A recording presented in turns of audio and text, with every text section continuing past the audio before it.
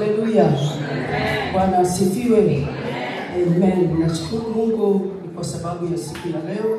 Siwezi kuchukulia kawaida. Nataka kushukuru Mungu ni kwa sababu ya baba yangu na mama yangu ambao wamenipatia ruhusa ya kuweza kuwa mahali hapa siku ya leo.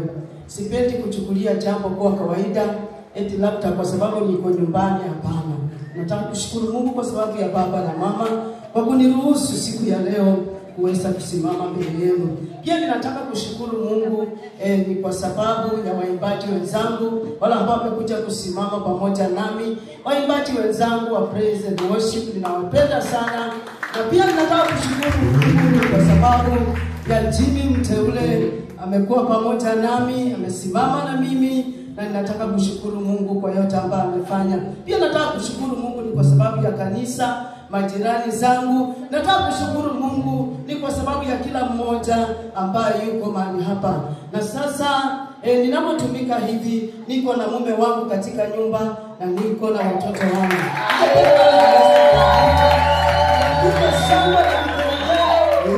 Mwalika mume wangu akaweze kuja akapate kuwasalimia.